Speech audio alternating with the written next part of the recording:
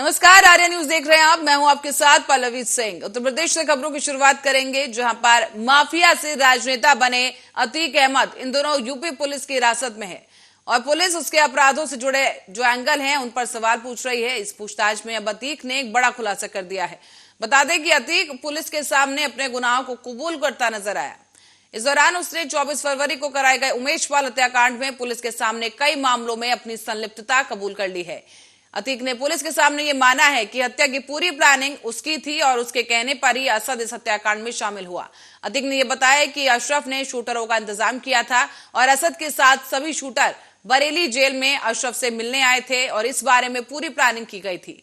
अतीक ने पुलिस को यह भी बताया कि उमेश पाल की हत्या कराने की दो वजह थी। पहली वजह उमेश पाल अपहरण केस का आखिरी स्टेज में पहुंच जाना और दूसरी वजह यह थी। अतीक ने कहा कि जिस तरह से खुलेआम हमारे खिलाफ ये बोल रहा था, उससे समाज में गलत मैसेज जा रहा था, खौफ खत्म हो रहा था और खौफ खत्म ना हो जाए इसीलिए दिन दहाड़े हत्या करवाई।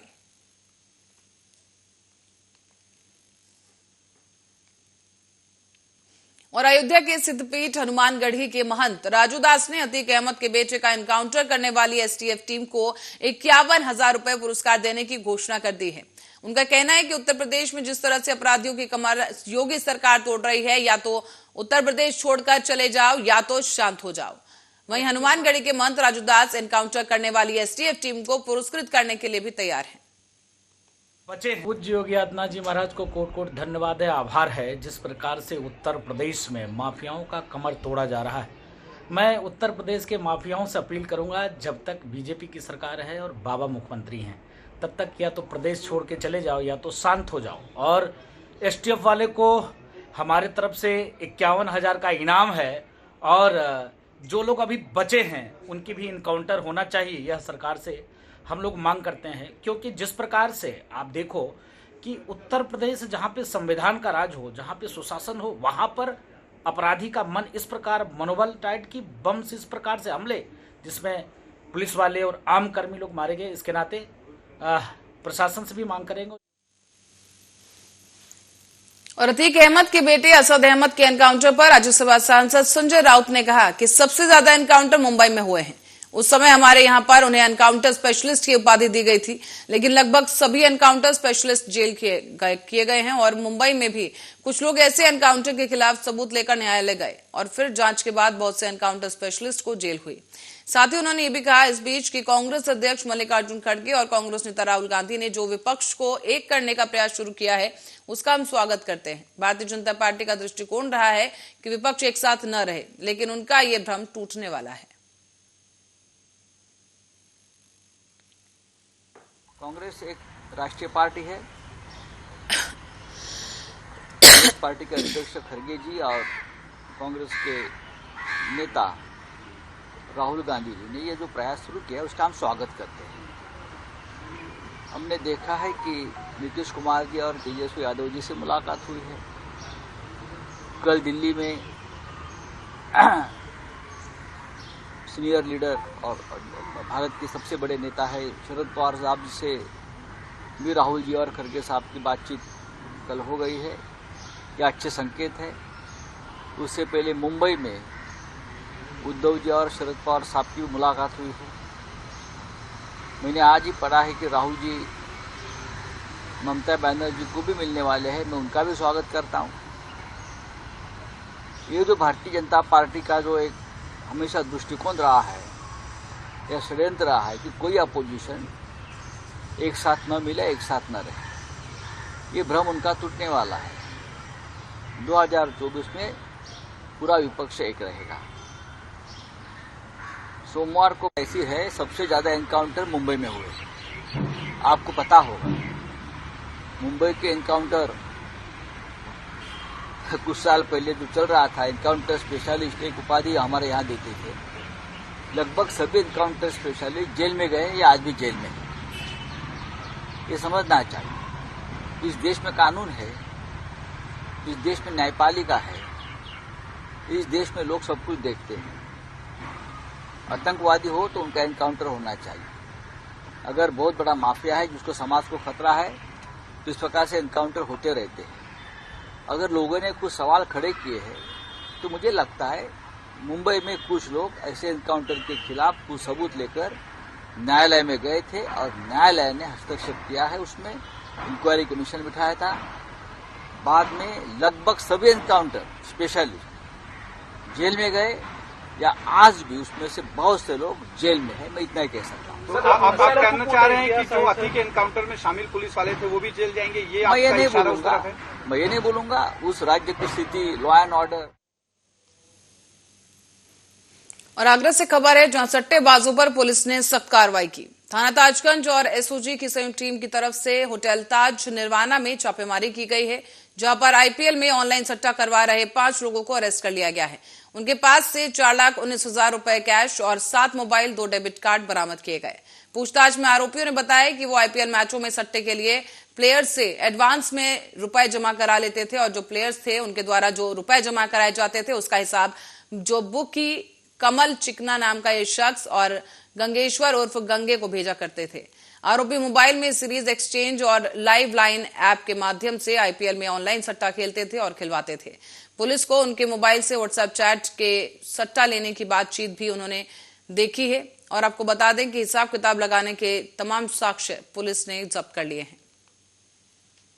आईपीएल का सट्टा चलता है, उसको बंद करने के लिए पूरी तरह से प्रतिबद्ध है और इसी के क्रम में लगातार आगरा पुलिस कार्यवाही कर रही है।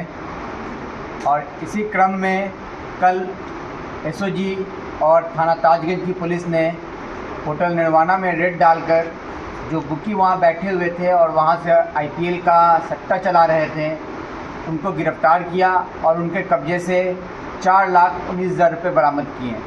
कुल 5 लोग गिरफ्तार किए गए हैं, जिनके नाम हैं नमनदीप पुत्र अरविंद, ये जगदीशपुरा का रहने वाला है। मयंक मित्तल पुत्र स्वर्गीय विवेक मित्तल, ये जगदीशपुरा का रहने वाला है। अक्षय जैन पुत्र अजय जैन लोहा मंडी का रहने वाला है। अनंत कुलश्रेष्ठ पुत्र धर्मेंद्र, ये शाहगंज का रहने वाला। महाराष्ट्र के नागपुर में आज एक शिक्षक ने इस पेशे को कलंकित कर दिया है।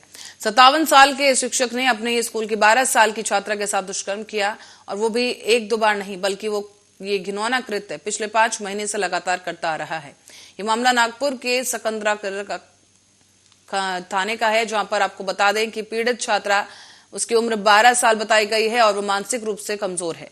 पीड़ित की मां की शिकायत पर पुलिस ने आरोपी संजय विट्ठल पांडे को गिरफ्तार किया है और पुलिस से मिली जानकारी के अनुसार मंगलवार को बच्ची के पेट में अचानक दर्द उठा, जिसकी जानकारी उसने अपनी मां को दी और इसके बाद मां नाबालिग को लेकर अस्पताल पहुंची।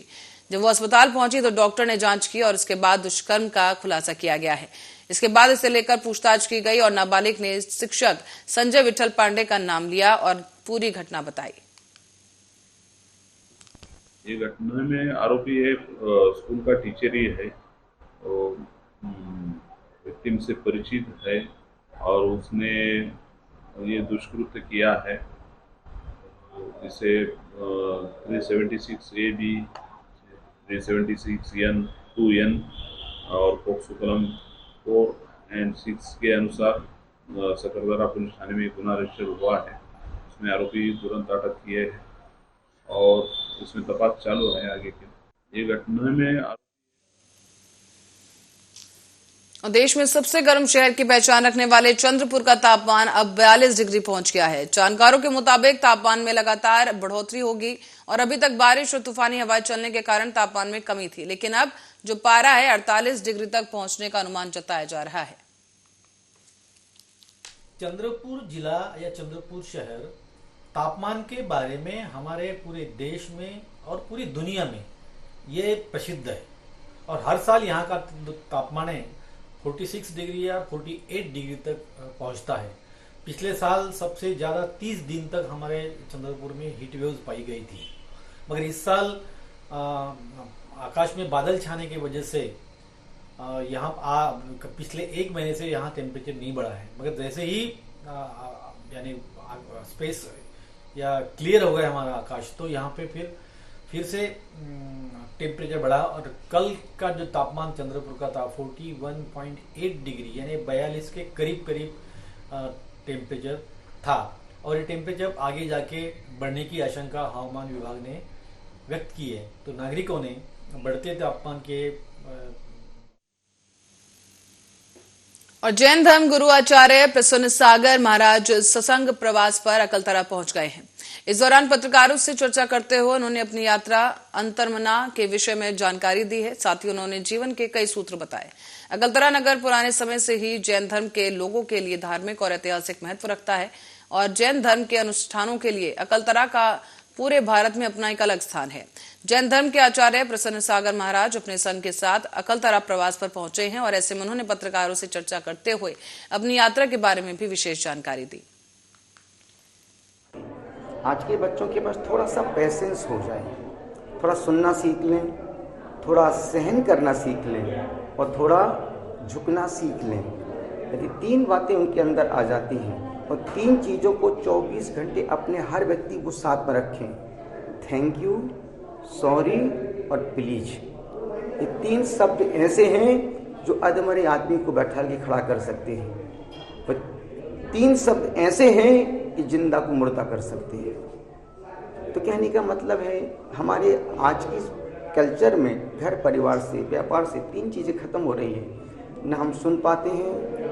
यदि कोई व्यक्ति इस यात्रा का उद्देश्य है नष्ट होती नैतिकता, गुम होते आदर्श, विलुप्त होते।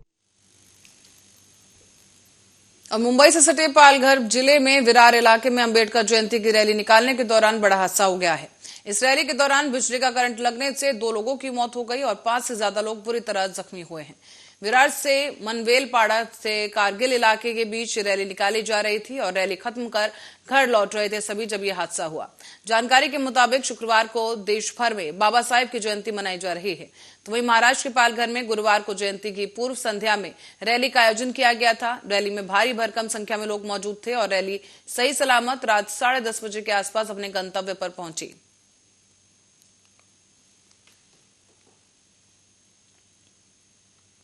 गंगालूर मार्ग पर गिट्टी परिवहन में लगे 2 टिप्पर वाहन में आगजनी हो गई है। सूचना पर पहुंची पुलिस टीम ने घटनास्थल को सीज कर दिया है और आपको बता दें कि पंदेड़ा गांव के पास नक्सलियों ने इस घटना को अंजाम दिया है। मामला गंगालूर थाना क्षेत्र का है। जानकारी के मुताबिक प्रियंका गांधी जगदलपुर दौरे पर हैं और 250 पुलिस अधिकारी और करीब 2500 से अधिक पुलिस बल कई जगहों पर तैनात किए गए हैं, लेकिन इससे बीच नक्सलियों ने इस वारदात को अंजाम दिया है और अपनी मौजूदगी को दर्ज कराने के लिए आगजनी की इस वारदात को अंजाम दिया गया।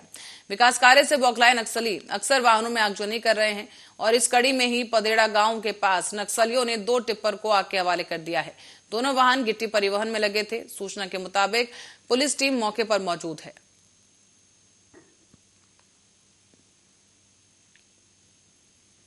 और सीपी नैनिहाल सिंह ने अमृतसर से जाकर जिस तरीके से अमृतसर में पहुंचकर पत्रकारों से बात की और अमृतपाल केस के बारे में उन्होंने जानकारी दी है। उनका कहना है कि अमृतपाल के यहां पर आने की सटीक जानकारी नहीं है और हम इस बात को दोहराना चाहते हैं कि कोई भी आदमी जो कानून के द्वारा वांछित है और अगर वो सरेंडर करना चाहता है तो उसे सरेंडर करना चाहिए। कानून का जो भी जाप्ता है उसके अनुसार उसके खिलाफ कार्रवाई अमल में लाई जाएगी। हैं आज बैसाखी का शुभ दिहाड़ा है। सबसे पहले मैं सब दर्शकों को, सब नागरिकों को इस चीज़ की बहुत बहुत बधाई देना चाहता हूं और आप सबको आश्वस्त करना चाहता हूं कि हमारे द्वारा पंजाब पुलिस के द्वारा यहाँ पे इस इलाके में सिक्योरिटी के पूरे प्रबंध किए गए हैं और जैसे आपने देखा होगा कि यहाँ पे जो आने वाला नागरिक है, कोई भी यहाँ पे आने वाला पिलग्रिम है, उसको कोई प्रॉब्लम नहीं हो रही है और बड़े स्मूथली जो है यहाँ पे लोगों का आना जाना चल रहा है। अमृतपाल को लेकर एक बार फिर से अटकलें लगाई जा रही है, शायद वो सरेंडर करें तो क्या रहेगा? देखिए, मैंने इस बारे में हमारे को कोई ऐसी सटीक जानकारी नहीं है कि अमृतपाल यहाँ पे आएगा, लेकिन इस बारे में माननीय डीजीपी साहब भी पहले कह चुके हैं और हम लोग इस बात को रिटरेट करना चाहते हैं कि अगर कोई भी आदमी जो कानून के द्वारा वांटेड है। गोरखपुर के जिला चिकित्सालय में आज बाबा डॉक्टर भीमराव अंबेडकर की जयंती मनाई गई है। इस दौरान जिला अस्पताल के SIC डॉक्टर राजेंद्र ठाकुर और पूरा स्टाफ पुष्पांजलि अर्पित करते हुए नजर आया है। आपको बता दें कि अंबेडकर की जयंती मनाई गई और इस दौरान कहा गया है कि डॉक्टर भीमराव अंबेडकर की जयंती है, जिसमें हम जिला चिकित्सालय के सभी डॉक्टर स्टाफ मिलकर आज बाबा साहेब की जयंती मना रहे हैं। उन्होंने जो काम किया है उसके लिए हम लोग उनका बहुत आभार व्यक्त करते हैं। उन्होंने जो संविधान हम लोगों को दिया और हम लोग उनके बताए रास्तों पर चलकर अच्छे से अच्छे सेवा करेंगे। हम सभी हमारे समस्त स्टाफ जो डॉक्टर बंधु, फार्मासिस्ट बंधु, पैरामेडिकल स्टाफ्स और सारे लोग आकर अपने मेरे कक्ष प्रमुख चिकित्सा अधीक्षक के कक्ष में हमारे माननीय श्री डॉक्टर B.R. अम्बेडकर जी का जन्मोत्सव के संग में उनको हमने माल्यार्पण किया और उनकी दिए गए रास्तों पे चलने का हम लोगों ने प्रयत्न किया, जो सामाजिक समरसता का उन्होंने दिया है और हम लोगों ने उनको किया। और सबसे पहले जो इनका हमारे माननीय मुख्यमंत्री जी भी यही बात कहते हैं कि सबके लिए सब चीज़ बराबर होनी चाहिए। और पूरे देश में भारत रत्न डॉक्टर भीमराव अंबेडकर की 132वीं जयंती धूमधाम से मनाई जा रही है। इसी क्रम में रायबरेली कलेक्ट्रेट परिसर में भी ये जयंती मनाई गई है और बचत भवन में DM Mala Srivastava, city magistrate समेत कर्मचारियों ने डॉक्टर अंबेडकर की जयंती मनाई। डीएम समेत कलेक्ट्रेट के जो कर्मचारी हैं वो वहां पर मौजूद रहे। डॉक्टर अंबेडकर के चित्र पर फूल चढ़ाकर उन्हें श्रद्धा सुमन अर्पित किए गए हैं। इसके बाद डीएम ने कर्मचारियों को संविधान की शपथ दिलाई और उनके जीवन पर प्रकाश डाला। बाबा साहेब भीमराव अंबेडकर की जयंती जनपद के कई क्षेत्रों में हर्षोल्लास के साथ मनाई जा रही है।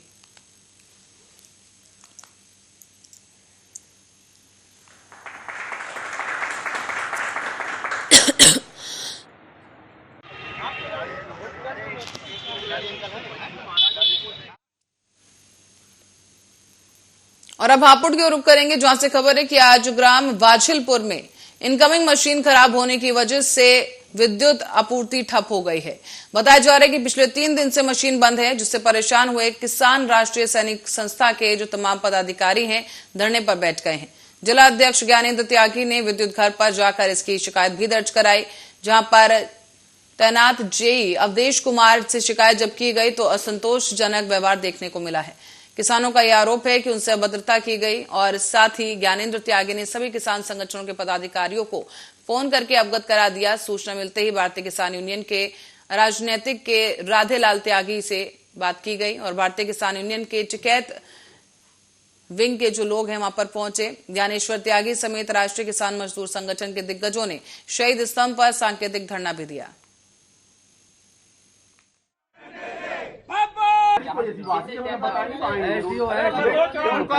ऐसा नहीं होता।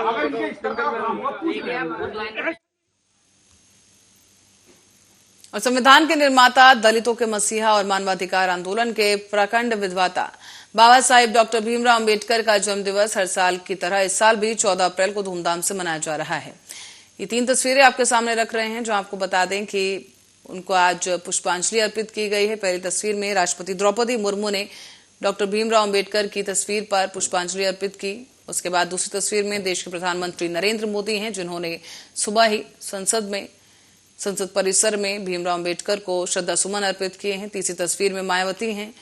उत्तर प्रदेश की पूर्व मुख्यमंत्री मायावती ने भी भीमराव अंबेडकर के चित्र पर माल्यार्पण किया और पुष्पांजलि अर्पित की है। आपको बता दें कि भीमराव अंबेडकर की जयंती पर उनके जन कल्याण के लिए किए गए अभूतपूर्व योगदान को याद किया जाता है। हर साल की तरह इस साल भी कुछ इसी तरह के कार्यक्रम भी आयोजित किए गए हैं और इस पर कई राजनीतिक दलों के नेताओं की प्रतिक्रिया भी सामने आई है। सीएम योगी आदित्यनाथ और बसपा सुप्रीमो मायावती ने भी प्रतिक्रिया दी।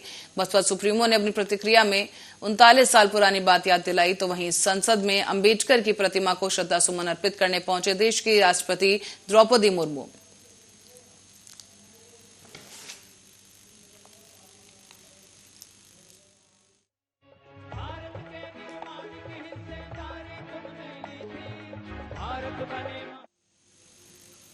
तो आप देख सकते हैं कि सुबह से ही आज समारोह आयोजित किए जा रहे हैं, रैलियां निकाली जा रही हैं। भीमराव अंबेडकर की जयंती का खास ही ज्यादा महत्व है और यही कारण है कि देश की राष्ट्रपति द्रौपदी मुर्मू भी भीमराव अंबेडकर को श्रद्धांजलि अर्पित करने, पुष्पांजलि अर्पित करने के लिए पहुंची और संसद के परिसर में ये समारोह आयोजित किया गया, जहां पर देश के प्रधानमंत्री नरेंद्र मोदी भी पहुंचे और उन्होंने भीमराव अंबेडकर की मूर्ति पर माल्यार्पण भी किया है और साथ ही पुष्पांजलि अर्पित करते हुए उन ट्वीट भी किया गया प्रधानमंत्री नरेंद्र मोदी की तरफ से। और देश के कई दिग्गजों ने आज भीमराव अंबेडकर की जयंती पर पुष्पांजलि अर्पित करते हुए ट्विटर के माध्यम से अपनी श्रद्धांजलि व्यक्त की है।